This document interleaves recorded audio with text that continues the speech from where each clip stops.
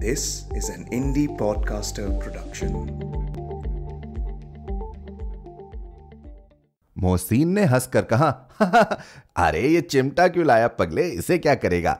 हामिद ने चिमटे को जमीन पर पटक कर कहा, जरा अपना भिश्ती जमीन पर गिरा दो, सारी पसलियां चूर चूर हो जाएंगी।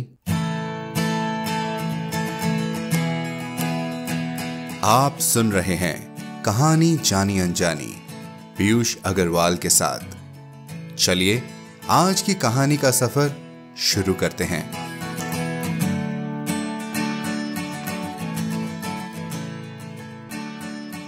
जिस दिन कुछ लिख न लूं, उस दिन मुझे रोटी खाने का कोई हक नहीं।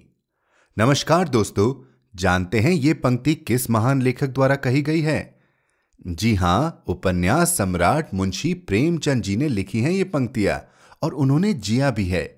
कहानी जानी अनजानी सुनने वाले जानते हैं कि हम कहीं अनकहीं कहानियों के बीच मुंशी प्रेमचंद जी की कहानियां आप तक लाना नहीं भूलते।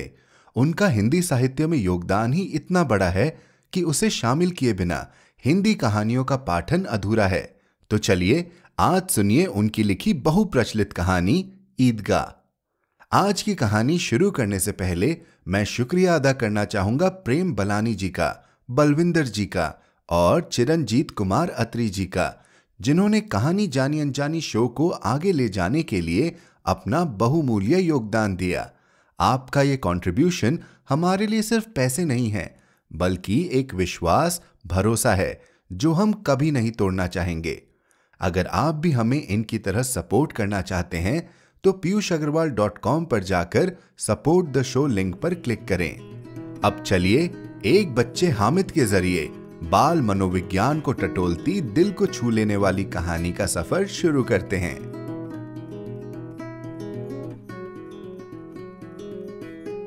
ईदगाह, प्रेमचंद।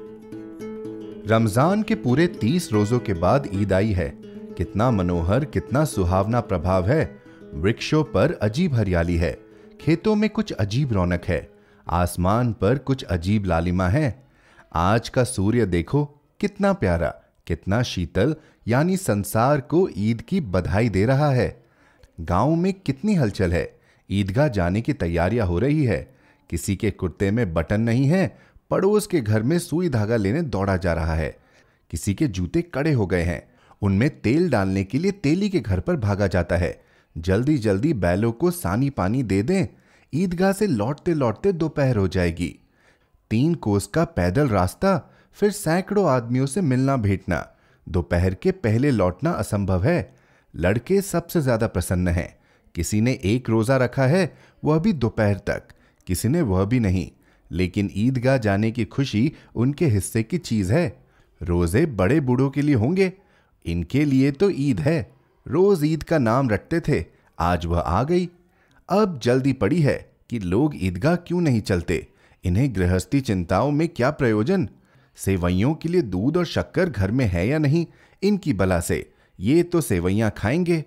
वह क्या जाने कि अब्बा जान क्यों बदहवास चौधरी कायम अली के घर दौड़े जा रहे हैं। उन्हें क्या खबर कि चौधरी आंखें बदल ले तो यह सारी ईद मुहर्रम हो जाए। उनकी अपनी जेबों में तो कुबेर का धन भरा हुआ है। बार बार जेब से अपना खजाना निकालकर गिनते हैं और खुश होकर फिर रख लेते हैं। महमूद गिनता है, 1, 2, 10, 12, उसके पास 12 पैसे हैं।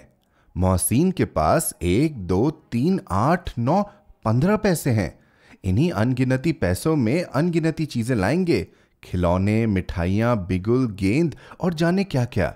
और सबसे ज्यादा प्रसन्न है हामिद, वह 4-5 साल का गरीब सूरत दुबला पतला लड़का, जिसका बाप गत वर्ष हैजे की भेंट हो गया और मां न जाने क्यों पीली होती होती एक दिन मर गई। किसी को क्या पता क्या बीमारी है, कहती तो कौन सुनने वाला था। दिल पर जो कुछ बीतती थी वह दिल में ही सहती थी, और जब न सहा गया तो संसार से विदा हो गई। अब हामिद अपनी बूढ़ी दादी अमीना की गोद में सोता है और उतना ही प्रसन्न है। उसके अब्बा जान रुपए कमाने गए हैं, बहुत सी थैलियां लेकर आएंगे।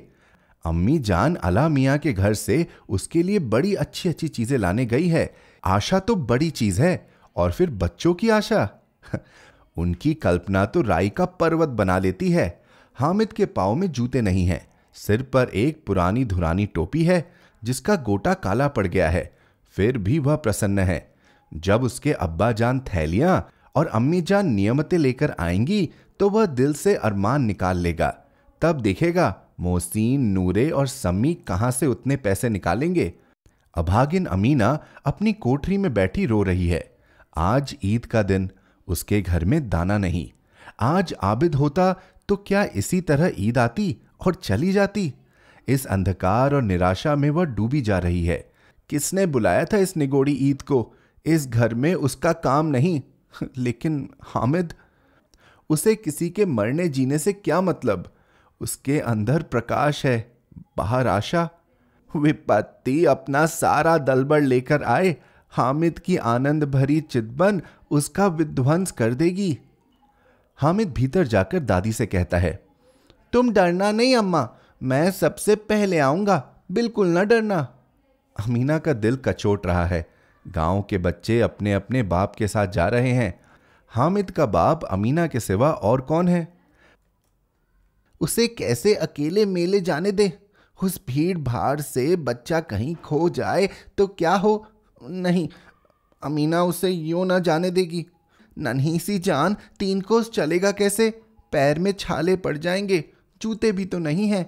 वह थोड़ी थोड़ी दूर पर उसे गोद में ले लेती।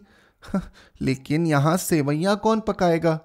पैसे होते तो लौटते लौटते सब सामग्री जमा करके चटपट बना लेती। यहाँ तो घंटों चीजें जमा करते लगेंगे, मांगे का ही तो भरोसा ठहरा। उस दिन फहीसान के कपड़े सिले थे, 8 आने पैसे मिले थे। उस अठन्नी को ईमान की तरफ बचाती चली आती थी इसी ईद के लिए। लेकिन कल ग्वालिन सिर पर सवार हो गई तो क्या करती? हामिद के लिए कुछ नहीं है तो 2 पैसे का दूध तो चाहिए ही। अब तो कुल 2 आने पैसे बच रहे हैं। 3 पैसे हामिद की जेब में, 5 अमीना के बटुए में। यही तो बिसात है और ईद का त्योहार। अल्लाह ही बेड़ा पार लगाए। धोबन और नाइन और मेहतरानी और चूड़ी हारिन सभी तो आएंगी। सभी को सेवैयां चाहिए और थोड़ा किसी को आंखों नहीं लगता। किस किस से मुंह चुराएगी? और मुंह क्यों चुराए? साल भर का त्योहार है, जिंदगी खैरियत से रहे। उनकी तकदीर भी तो उसी के साथ है। बच्चे को खुदा सलामत रखे, ये दिन भी कट जाएंगे। गांव से मेला चला और बच्चों के साथ हामिद भी जा रहा था। कभी सबके सब दौड़कर आगे निकल जाते, फिर किसी पेड़ के नीचे खड़े होकर साथ वालों का इंतजार करते। ये लोग क्यों इतना धीरे धीरे चल रहे हैं? हामिद के पैरों में तो जैसे पर लग गए हैं। वह कभी थक सकता है? शहर का दामन आ गया। सड़क के दोनों ओर अमीरों के बगीचे हैं। पक्की 4 दीवारी बनी हुई है। पेड़ों में आम और लाचियां लगी हुई है। कभी कभी कोई लड़का कंकड़ी उठाकर आम पर निशाना लगाता है। माली अंदर से गाली देता हुआ निकलता है। लड़के वहां से एक फलांग पर हैं, खूब हंस रहे हैं। माली को कैसा उल्लू बनाया है। बड़ी बड़ी इमारतें आने लगी। यह अदालत है, यह कॉलेज, यह क्लब घर है। इतने बड़े कॉलेज में कितने लड़के पढ़ते होंगे? अरे सब लड़के नहीं हैं जी, बड़े बड़े आदमी हैं। सच, उनकी बड़ी बड़ी मूछें हैं। इतने बड़े हो गए अभी तक पढ़ते जाते हैं। न जाने कब तक पढ़ेंगे और क्या करेंगे इतना पढ़कर। हामिद के मदरसे में 2-3 बड़े बड़े लड़के हैं, बिल्कुल 3 कौड़ी के। रोज मार खाते हैं, काम से जी चुराने वाले। इस घर में भी उसी तरह के लोग होंगे और क्या। क्लब घर में जादू होता है। सुना है यहाँ मुर्दों की खोपड़ियां दौड़ती है और बड़े बड़े तमाशे होते हैं, पर किसी को अंदर नहीं जाने देते। और वहां शाम को साहब लोग खेलते हैं, बड़े बड़े आदमी खेलते हैं, मूंछों दाढ़ी वाले। और मेम भी खेलती है। सच, हमारी अम्मा को यह दे दो, क्या नाम है, बैट, तो उसे पकड़ ही ना सके, घुमाते ही लुढ़क जाए। महमूद ने कहा, हमारी अम्मा का तो हाथ कांपने लगे, अल्लाह कसम। मोहसिन बोला, चलो मनो आटा पीस डालती है, जरा सा बैट पकड़ लेगी तो हाथ कांपने लगेंगे। सैकड़ों घड़े पानी रोज निकालती है, 5 घड़े तो तेरी भैंस पी जाती है। किसी मेम को 1 घड़ा पानी भरना पड़े तो आंखों तक अंधेरी आ जाए। महमूद, लेकिन दौड़ती तो नहीं, उछल कूद तो नहीं कर सकती। मोहसिन, हाँ, उछल कूद तो नहीं सकती, लेकिन उस दिन मेरी गाय खुल गई थी और चौधरी के खेत में जा खड़ी हुई। अम्मा इतनी तेज दौड़ी कि मैं उन्हें ना पकड़ सका, सच। आगे चले, हलवाइयों की दुकानें शुरू हुई। आज खूब सजी हुई थी। इतनी मिठाइयां कौन खाता, देखो ना, एक एक दुकान पर मनो होंगी। सुना है रात को जिन्नात आकर खरीद ले जाता है। अब्बा कहते थे कि आधी रात को एक आदमी हर दुकान पर जाता है और जितना माल बचा होता है वह तुलवा लेता है और सचमुच के रुपए देता है, बिल्कुल ऐसे ही रुपए। हामिद को यकीन ना आया, ऐसे रुपए जिन्नात को कहां से मिल जाएंगे। मोहसिन ने कहा, अरे जिन्नात को रुपए की क्या कमी, जिस खजाने में चाहे चला जाए, लोहे के दरवाजे तक उन्हें नहीं रोक सकते जनाब। आप हैं किस फेर में, हीरे जवाहरात तक उनके पास रहते हैं। जिससे खुश हो जाए उसे टोकरो जवाहरात दे दिए, अभी यहीं बैठे हैं, 5 मिनट में कलकत्ता पहुंच जाए। हामिद ने फिर पूछा, जिन्नात बहुत बड़े बड़े होते हैं? मोहसिन, एक एक सिर आसमान के बराबर होता है जी। जमीन पर खड़ा हो जाए तो उसका सिर आसमान से जा लगे, मगर चाहे तो एक लोटे में घुस जाए। लोग उन्हें कैसे खुश करते होंगे, कोई मुझे यह मंत्र बता दे तो मैं एक जिन को खुश कर लूं। अब यह तो न जानता, लेकिन चौधरी साहब के काबू में बहुत से जिन्नात हैं। कोई चीज चोरी हो जाए, चौधरी साहब उसका पता लगा देंगे और चोर का नाम बता देंगे। जुमराती का बछुआ उस दिन खो गया था, 3 दिन हैरान हुए, कहीं न मिला। तब झक मारकर चौधरी के पास गए। चौधरी ने तुरंत बता दिया, मवेशी खाने में है, और वहीं मिला। जिन्नात आकर उन्हें सारे जहान की खबर दे जाते हैं। अब उसकी समझ में आ गया कि चौधरी के पास क्यों इतना धन है और क्यों उनका इतना सम्मान है। आगे चले, यह पुलिस लाइन है, यहीं सब कांस्टेबल कवायद करते हैं। रैटन, फाइफो रात को बेचारे घूम घूम कर पहरा देते हैं, नहीं चोरियां हो जाए। मोहसिन ने प्रतिवाद किया, यह कांस्टेबल पहरा देते हैं, तभी तुम बहुत जानते हो हाजी हजरत, यह चोरी करते हैं। शहर के कितने चोर डाकू हैं, सब इनसे मोहल्ले में जाकर जागते रहो पुकारते हैं, तभी इन लोगों के पास इतने रुपए आते हैं। मेरे मामू एक थाने में कांस्टेबल हैं, 1200 रुपया महीना पाते हैं, लेकिन 50 रुपए घर बेचते हैं। अल्लाह कसम, मैंने एक बार पूछा था कि मामू आप इतने रुपए कहां से लाते हैं? हंसकर कहने लगे, बेटा अल्लाह देता है। फिर आप ही बोले, हम लोग चाहें तो एक दिन में लाखों मार लाएं, हम तो इतना ही लेते हैं जिसमें अपनी बदनामी ना हो और नौकरी ना चली जाए। हामिद ने पूछा, यह लोग चोरी करवाते हैं तो कोई इन्हें पकड़ता नहीं? मोहसिन उसकी नादानी पर दया दिखाकर बोला, अरे पागल, इन्हें कौन पकड़ेगा, पकड़ने वाले तो ये लोग खुद हैं, लेकिन अल्लाह इन्हें सजा भी खूब देता है। हराम का माल हराम में जाता है। थोड़े ही दिन हुए, मामू के घर में आग लग गई, सारी लेई पूंजी जल गई, एक बर्तन तक न बचा। कई दिन पेड़ के नीचे सोए, अल्लाह कसम पेड़ के नीचे। फिर अनजाने कहां से 100 कर्ज लाए तो बर्तन भाड़े आए। 100 तो 50 से ज्यादा होते हैं। कहां 50, कहां 100, 50 एक थैली भर होता है, 100 तो 2 थैलियों में भी ना आए। अब बस्ती घनी होने लगी। ईदगाह जाने वालों की टोली नजर आने लगी, एक से एक भड़कीले वस्त्र पहने हुए, कोई इक्के टांगे पर सवार, कोई मोटर पर। सभी इत्र में बसे, सभी के दिलों में उमंग। ग्रामीणों का यह छोटा सा बल अपनी विपन्नता से बेखबर, संतोष और धैर्य में मगन चला जा रहा था। बच्चों के लिए नगर की सभी चीजें अनोखी थी। जिस चीज की ओर ताकते ताकते ही रह जाते, और पीछे से हॉर्न की आवाज होने पर भी न चेतते। हामिद तो मोटर के नीचे जाते जाते बचा। सहसा ईदगाह नजर आई। ऊपर इमली के घने वृक्षों की छाया है, नीचे पक्का फर्श है जिस पर जाजम बिछा हुआ है, और रोजेदारों की पंक्तियां एक के पीछे एक न जाने कहां तक चली गई है, पक्की जगत के नीचे तक, जहां जाजम भी नहीं है। नए आने वाले आकर पीछे की कतार में खड़े हो जाते हैं। आगे जगह नहीं है, यहां कोई धन और पद नहीं देखता। इस्लाम की निगाह में सब बराबर है। इन ग्रामीणों ने भी वजू किया और पिछली पंक्ति में खड़े हो गए। कितना सुंदर संचालन है, कितनी सुंदर व्यवस्था। लाखों सिर एक साथ सजदे में झुक जाते हैं, फिर सबके सब एक साथ खड़े हो जाते हैं, एक साथ झुकते हैं और एक साथ खड़े हो जाते हैं, एक साथ खड़े हो जाते हैं, एक साथ झुकते हैं और एक साथ खड़े हो जाते हैं। कई बार यही क्रिया होती है, जैसे बिजली की लाखों बत्तियां एक साथ प्रदीप्त हो और एक साथ बुझ जाए, और यही क्रम चलता रहे।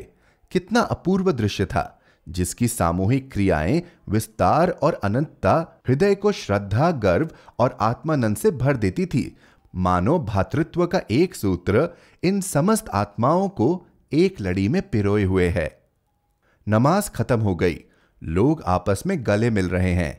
तब मिठाई और खिलौनों की दुकान पर धावा होता है। ग्रामीणों का यह दल इस विषय में बालकों से कम उत्साही नहीं है। यह देखो, हिंडोले हैं, 1 पैसा देकर चढ़ जाओ। कभी आसमान पर जाते हुए मालूम होंगे, कभी जमीन पर गिरते हुए। यह चरखी है, लकड़ी के हाथी, घोड़े, ऊंट छड़ों से लटके हुए हैं। 1 पैसा देकर बैठ जाओ और 25 चक्करों का मजा लो। महमूद और मोहसिन और नूरे और सम्मी इन घोड़ों और ऊंटों पर बैठते हैं। हामिद दूर खड़ा है। 3 ही पैसे तो है उसके पास, अपने कोष का 1/3 जरा सा चक्कर खाने के लिए नहीं दे सकता। सब चरखियों से उतरते हैं। अब खिलौने लेंगे। अधर दुकानों की कतार लगी हुई है। तरह तरह के खिलौने हैं, सिपाही और गुजरिया, राज और वकील, भिश्ती और धोबिन और साधु। वाह, कितने सुंदर खिलौने हैं, सब लेना ही चाहते हैं।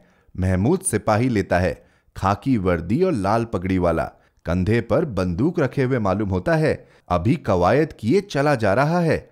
मोहसिन को भिश्ती पसंद आया, कमर झुकी हुई है, ऊपर मशक रखे हुए हैं, मशक का मुंह एक हाथ से पकड़े हुए है। कितना प्रसन्न है, शायद कोई गीत गा रहा है, बस मशक से पानी उड़ेलना ही चाहता है।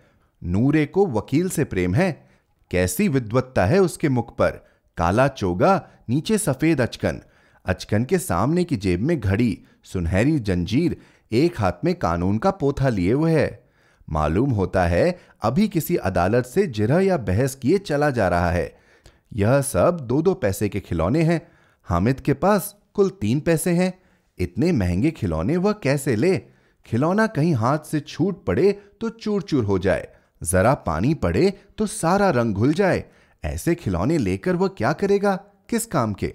मोहसिन कहता है, मेरा बिश्ती रोज पानी दे जाएगा सांझ सवेरे। महमूद, और मेरा सिपाही घर का पहरा देगा, कोई चोर आएगा तो फौरन बंदूक से फायर कर देगा। नूरे, और मेरा वकील खूब मुकदमा लड़ेगा। सम्मी, और मेरी धोबिन रोज कपड़े धोएगी। हामिद खिलौनों की निंदा करता है, मिट्टी ही तो है, गिरे तो चकनाचूर हो जाए। लेकिन ललचाई हुई आंखों से खिलौनों को देख रहा है और चाहता है कि जरा देर के लिए उन्हें हाथ में ले सकता। उसके हाथ अनायास ही लपकते हैं, लेकिन लड़के इतने त्यागी नहीं होते हैं, विशेषकर जब अभी नया शौक है। हामिद ललचता रह जाता है।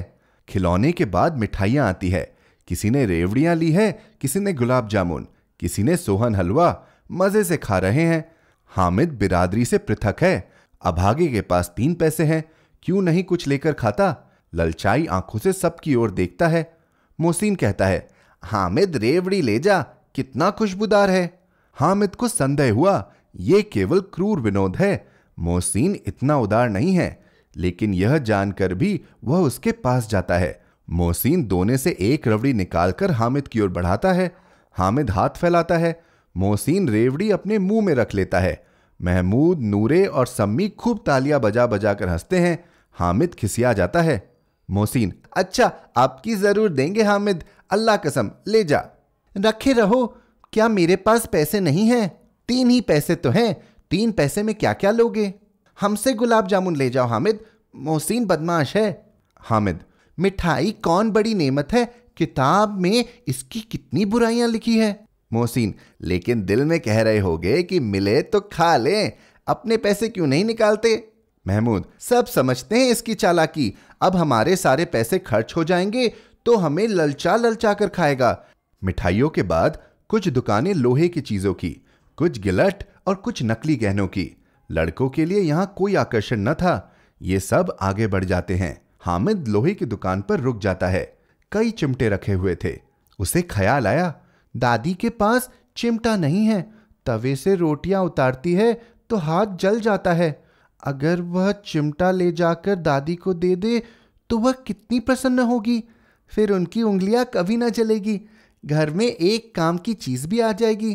खिलौने से क्या फायदा, व्यर्थ में पैसे खराब होते हैं, जरा देर ही तो खुशी होती है, फिर तो खिलौनों को कोई आंख उठाकर नहीं देखता। यह तो घर पहुंचते पहुंचते टूट फूट बराबर हो जाएंगे। चिमटा कितने काम की चीज है, रोटियां तवे से उतार लो, चूल्हे में सेक लो, कोई आग मांगने आए तो चटपट चूल्हे से आग निकालकर उसे दे दो। अम्मा बेचारी को कहाँ फुर्सत है कि बाजार जाए, और इतने पैसे ही कहाँ मिलते हैं, रोज हाथ जला लेती हैं। हामिद के साथी आगे बढ़ गए हैं। सबील पर सबके सब शरबत पी रहे हैं। देखो सब कितने लालची हैं, इतनी मिठाइयां ली, मुझे किसी ने एक भी न दी।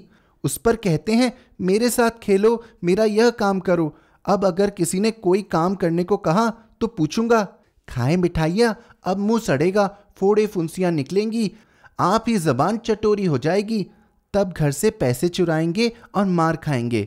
किताब में झूठी बातें थोड़ी ही लिखी है, मेरी जबान क्या खराब होगी। अम्मा चिमटा देखते ही दौड़कर मेरे हाथ में से ले लेगी और कहेगी, मेरा बच्चा अम्मा के लिए चिमटा लाया है, कितना अच्छा लड़का है। इन लोगों के खिलौने पर कौन इन्हें दुआएं देगा। बड़ों की दुआएं सीधा अल्लाह के बराबर में पहुंचती हैं और तुरंत सुनी जाती है। मैं भी इनसे मिजाज क्यों सहूं, मैं गरीब सही, किसी से कुछ मांगने तो नहीं जाता। आखिर अब्बा जान कभी ना कभी आएंगे, अम्मा भी आएंगी ही, फिर इन लोगों से पूछूंगा कितने खिलौने लोगे, एक एक को टोकरियों खिलौने दूं और दिखा दूं कि दोस्तों के साथ इस तरह का सुलूक किया जाता है। यह नहीं कि पैसों की रेवड़ियां ली तो चिढ़ा चिढ़ा कर खाने लगे।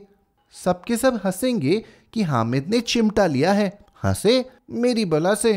उसने दुकानदार से पूछा, यह चिमटा कितने का है? दुकानदार ने उसकी ओर देखा और कोई आदमी साथ न देखकर कहा, तुम्हारे काम की चीज ना है जी। बिकाऊ है कि नहीं? बिकाऊ क्यों नहीं है, और यहां क्यों लाद लाए हैं? तो बताते क्यों नहीं, क्या पैसे का है? 6 पैसे लगेंगे। हामिद का दिल बैठ गया। ठीक ठीक 5 पैसे लगेंगे, लेना है तो लो, नहीं चलते बनो। हामिद ने कलेजा मजबूत करके कहा, 3 पैसे लोगे? यह कहता हुआ वह आगे बढ़ गया कि दुकानदार की धुड़कियां ना सुने, लेकिन दुकानदार ने धुड़कियां नहीं दी, बुलाकर चिमटा दे दिया।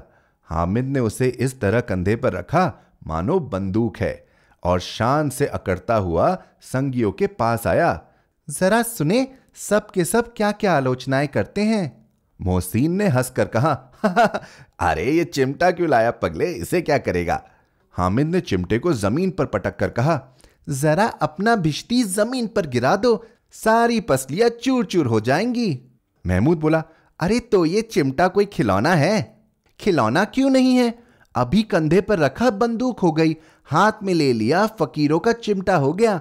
चाहूं तो इससे मजीरे का काम ले सकता हूं, एक चिमटा जमा दूं तो तुम लोगों के सारे खिलौनों की जान निकल जाए। तुम्हारे खिलौने कितना ही जोर लगाए, मेरे चिमटे का बाल भी बाका नहीं कर सकता। मेरा बहादुर शेर है चिमटा। सम्मी ने खंजरी ली थी, प्रभावित होकर बोला, मेरी खंजरी से बदलोगे, 2 आने की है। हामिद ने खंजरी की ओर अपेक्षा से देखा। मेरा चिमटा चाहे तो तुम्हारी खंजरी का पेट फाड़ डाले, बस एक चमड़े की झिल्ली लगा दी, झप झप बोलने लगी, जरा सा पानी लग जाए तो खत्म हो जाए। मेरा बहादुर चिमटा आग में, पानी में, आंधी में, तूफान में बराबर डटा खड़ा रहेगा। चिमटे ने सभी को मोहित कर लिया। अब पैसे किसके पास धरे हैं, फिर मेले से दूर निकल आए हैं। 9 कब के बज गए, धूप तेज हो रही है, घर पहुंचने की जल्दी हो रही है। बाप से जिद भी करे तो चिमटा नहीं मिल सकता। हामिद है बड़ा चालाक, इसलिए बदमाश ने अपने पैसे बचा रखे थे। अब बालकों के 2 दल हो गए हैं। मोहसिन, महमूद, सम्मी और नूरे एक तरफ हैं, हामिद अकेला दूसरी तरफ। शास्त्रार्थ हो रहा है। सम्मी तो विधर्मी हो गया, दूसरे पक्ष में जा मिला, लेकिन मोहसिन, महमूद और नूरे भी हामिद से 1-1, 2-2 साल बड़े होने पर भी हामिद के आघातों से आतंकित हो उठे हैं। उसके पास न्याय का बल है और नीति की शक्ति। एक ओर मिट्टी है, दूसरी ओर लोहा। जो इस वक्त अपने को फौलाद कह रहा है। वह अजय है, घातक है। अगर कोई शेर आ जाए, मियाँ भिश्ती के छक्के छूट जाए, जो मियाँ सिपाही मिट्टी की बंदूक छोड़कर भागे, वकील साहब की नानी मर जाए, चोगे में मुंह छिपाकर जमीन पर लेट जाए, मगर यह चिमटा, यह बहादुर, यह रुस्तमे हिंद लपक कर शेर की गर्दन पर सवार हो जाएगा और उसकी आंखें निकाल लेगा। मोहसिन ने एड़ी चोटी का जोर लगाकर कहा, अच्छा, पानी तो नहीं भर सकता। हामिद ने चिमटे को सीधा खड़ा करके कहा, भिश्ती को एक डांट बताएगा तो दौड़ा हुआ पानी लाकर उसके द्वार पर छिड़कने लगेगा। मोहसिन परास्त हो गया, पर महमूद ने कुमुक पहुंचाई, अगर पकड़ा जाए तो अदालत में बंधे बंधे फिरेंगे, तब तो वकील साहब के पैरों पड़ेंगे। हामिद इस प्रबल तर्क का जवाब न दे सका। उसने पूछा, हमें पकड़ने कौन आएगा? नूरे ने अकड़ कर कहा, यह सिपाही बंदूक वाला। हामिद ने मुंह चिढ़ाकर कहा, यह बेचारे हम बहादुर रुस्तमे हिंद को पकड़ेंगे। अच्छा लाओ, अभी जरा कुश्ती हो जाए, इसकी सूरत देखकर दूर से भागेंगे, पकड़ेंगे क्या बेचारे। मोहसिन को एक नई चोट सूझ गई, तुम्हारे चिमटे का मुंह रोज आग में जलेगा। उसने समझा था कि हामिद लाजवाब हो जाएगा, लेकिन यह बात न हुई। हामिद ने तुरंत जवाब दिया, आग में बहादुर ही कूदते हैं जनाब। तुम्हारी यह वकील, सिपाही और भिश्ती लौंडियों की तरह घर में घुस जाएंगे। आग में वह काम है जो यह रुस्तमे हिंद ही कर सकता है। महमूद ने एक जोर लगाया, वकील साहब कुर्सी मेज पर बैठेंगे, तुम्हारा चिमटा तो बावर्ची खाने में जमीन पर पड़ा रहने के सिवा और क्या कर सकता है। इस तर्क ने सम्मी और नूरे को भी सजी कर दिया। कितने ठिकाने की बात कही है पट्टे ने। चिमटा बावर्ची खाने में पड़ा रहने के सिवा और क्या कर सकता है। हामिद को कोई फड़कता हुआ जवाब न सूझा, तो उसने धांधली शुरू की, मेरा चिमटा बावर्ची खाने में नहीं रहेगा। वकील साहब कुर्सी पर बैठेंगे तो जाकर उन्हें जमीन पर पटक देगा और उनका कानून उनके पेट में डाल देगा। बात कुछ बनी नहीं, खाली गाली गलौज थी, लेकिन कानून को पेट में डालने वाली बात छा गई। ऐसी छा गई कि तीनों सूरमा मुंह ताकते रह गए, मानो कोई ढेलचा कान कौआ किसी गंडे वाले कान कौवे को काट गया हो। कानून मुंह से बाहर निकलने वाली चीज है, उसको पेट के अंदर डाल दिया जाना बेतुकी सी बात होने पर भी कुछ नयापन रखती है। हामिद ने मैदान मार लिया। उसका चिमटा रुस्तमे हिंद है। अब इसमें मोहसिन, महमूद, नूरे, सम्मी किसी को भी आपत्ति नहीं हो सकती। विजेता को हारने वालों से जो सत्कार मिलना स्वाभाविक है, वह हामिद को भी मिला। औरों ने 3-3, 4-4 आने पैसे खर्च किए, पर कोई काम की चीज न ला सके। हामिद ने 3 पैसे में रंग जमा लिया। सच ही तो है, खिलौनों का क्या भरोसा, टूट फूट जाएंगे। हामिद का चिमटा तो बना रहेगा बरसों। संधि की शर्तें तय होने लगी। मोहसिन ने कहा, जरा अपना चिमटा दो, हम भी देखें, तुम हमारा भिश्ती लेकर देखो। महमूद और नूरे ने भी अपने अपने खिलौने पेश किए। हामिद को इन शर्तों को मानने में कोई आपत्ति ना थी। चिमटा बारी बारी से सबके हाथ में गया और उनके खिलौने बारी बारी से हामिद के हाथ में आए। कितने खूबसूरत खिलौने हैं। हामिद ने हारने वालों के आंसू पोंछे। मैं तुम्हें चिढ़ा रहा था, सच। यह चिमटा भला इन खिलौनों की क्या बराबरी करेगा, मालूम होता है। अब बोलो, अब बोलो। लेकिन मोहसिन की पार्टी को इस दिलासे से संतोष नहीं होता। चिमटे का सिलका खूब बैठ गया है। चिपका हुआ टिकट अब पानी से नहीं छूट रहा है। मोहसिन, लेकिन इन खिलौनों के लिए कोई हमें दुआ तो न देगा। महमूद, दुआ को लिए फिरते हो, उल्टे मार ना पड़े। अम्मा जरूर कहेंगी कि मेले में यही मिट्टी के खिलौने मिले। हामिद को स्वीकार करना पड़ा कि खिलौनों को देखकर किसी की मां इतनी खुश ना होगी जितनी दादी चिमटे को देखकर होंगी। 3 पैसों में तो उसे सब कुछ करना था और उन पैसों के इन रुपयों पर पछतावे की बिल्कुल जरूरत ना थी। फिर अब तो चिमटा रुस्तमे हिंद है और सभी खिलौनों का बादशाह। रास्ते में महमूद को भूख लगी। उसके बाप ने केले खाने को दिए। महमूद ने केवल हामिद को साजी बनाया। उसके अन्य मित्र मुंह ताकते रह गए। यह उस चिमटे का प्रसाद था। 11 बजे गांव में हलचल मच गई। मेले वाले आ गए। मोहसिन की छोटी बहन दौड़कर भिश्ती उसके हाथ से छीन लिया और मारे खुशी के जो उछली तो मियां भिश्ती नीचे आ रहे और सुरलोक सुधारे। इस पर भाई बहन में मारपीट हुई। दोनों खूब रोए। उसकी अम्मा यह शोर सुनकर बिगड़ी और दोनों को ऊपर से 2-2 चाटे और लगाए। मियां नूरे के वकील का अंत उनके प्रतिष्ठानुकूल इससे ज्यादा गौरवमय हुआ। वकील जमीन पर या ताक पर तो नहीं बैठ सकता, उसकी मर्यादा का विचार तो करना ही होगा। दीवार में खूंटियां गाड़ी गई, उन पर लकड़ी का एक पट्ठा रखा गया, पट्ठे पर कागज का कालीन बिछाया गया। वकील साहब राजा भोज की भांति सिंहासन पर विराजे। नूरे ने उन्हें पंखा झलना शुरू किया। अदालतों में खर की टंटियां और बिजली के पंखे रहते हैं, क्या यहां मामूली पंखा भी ना हो? कानून की गर्मी दिमाग पर चढ़ जाएगी कि नहीं? बांस का पंखा आया और नूरे हवा करने लगे। मालूम नहीं पंखे की हवा से या पंखे की चोट से वकील साहब स्वर्ग लोक से मृत्यु लोक में आ रहे और उनका माटी का चोला माटी में मिल गया। फिर बड़े जोर शोर से मातम हुआ और वकील साहब की अस्थि घूरे में डाल दी गई। अब रहा महमूद का सिपाही, उसे चटपट गांव का पहरा देने का चार्ज मिल गया। लेकिन पुलिस का सिपाही कोई साधारण व्यक्ति तो नहीं जो अपने पैरों चले, वह पालकी पर जाएगा। एक टोकरी आई, उसमें कुछ लाल रंग के फटे पुराने चिथड़े बिछाए गए जिसमें सिपाही साहब आराम से लेटे। नूरे ने यह टोकरी उठाई और अपने द्वार का चक्कर लगाने लगे। उनके दोनों छोटे भाई सिपाही की तरह छोने वाले जागते लो पुकारते चलते हैं, मगर रात तो अंधेरी होनी चाहिए। नूरे को ठोकर लग जाती है, टोकरी उसके हाथ से छूटकर गिर पड़ती है और मियां सिपाही अपनी बंदूक लिए जमीन पर आ जाते हैं और उनकी एक टांग में विकार आ जाता है। महमूद को आज ज्ञात हुआ कि वह अच्छा डॉक्टर है। उसको ऐसा मरहम मिल गया है जिससे वह टूटी टांग को आनन फानन जोड़ सकता है। केवल गुलर का दूध चाहिए, गुलर का दूध आता है, टांग जवाब दे देता है। शल्य क्रिया असफल हुई, तब उसकी दूसरी टांग भी तोड़ दी जाती है। अब कम से कम एक जगह आराम से बैठ तो सकता है। एक टांग से तो न चल सकता था न बैठ सकता था। अब वह सिपाही सन्यासी हो गया है, अपनी जगह पर बैठा बैठा पहरा देता है, कभी कभी देवता भी बन जाता है। उसके सिर का झालरदार साफा खुरच दिया गया है, अब उसका जितना रूपांतर चाहो कर सकते हो। कभी कभी तो उससे बाट का काम भी लिया जाता है। अब मियां हामिद का हाल सुनिए। अमीना उसकी आवाज सुनते ही दौड़ी और उसे गोद में उठाकर प्यार करने लगी। सहसा उसके हाथ में चिमटा देखकर वह चौंकी।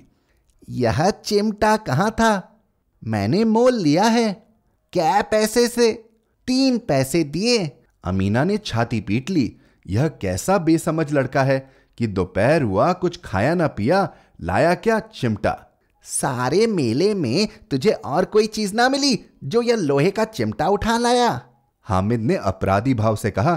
तुम्हारी उंगलियां तवे से जल जाती थी, इसलिए मैंने इसे लिया। बुढ़िया का क्रोध तुरंत स्नेह में बदल गया, और स्नेह भी वह नहीं जो प्रकटभ होता है और अपनी सारी कसक शब्दों में बिखेर देता है।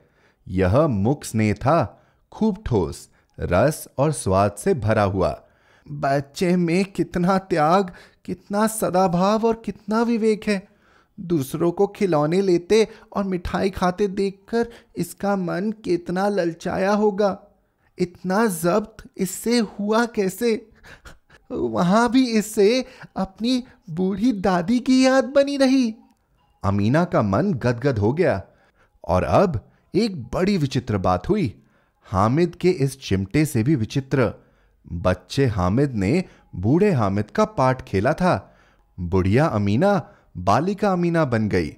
वह रोने लगी, दामन फैलाकर हामिद को दुआएं देती जाती थी और आंसू की बड़ी बड़ी बूंदें गिराती जाती थी। हामिद इसका रहस्य क्या समझता?